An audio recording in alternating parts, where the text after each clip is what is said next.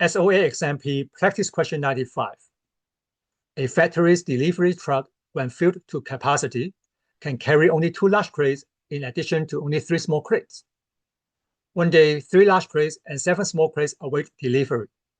The 10 crates are brought to the loading dock one at a time in random order. Calculate the probability that the first 5 crates brought to the loading dock will fill the delivery truck to capacity. Let's take a look at the solution. This corresponds to sampling without replacement.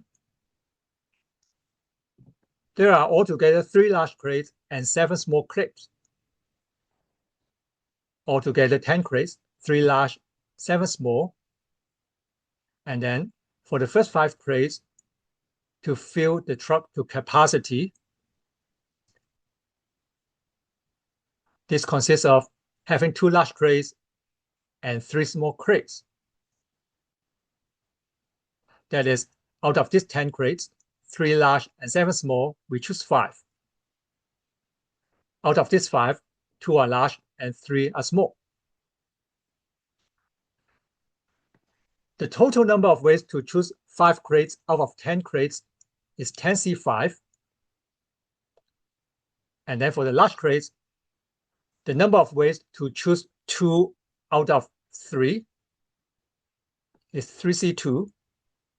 For the small crates, the number of ways to choose 3 out of 7 is 7C3.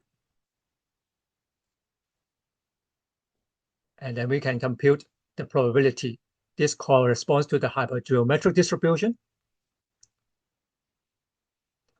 And the corresponding probability is 3C2 times 7C3 and over the total number of ways, which is 10C5. Upon calculation, we get the probability 0.4167.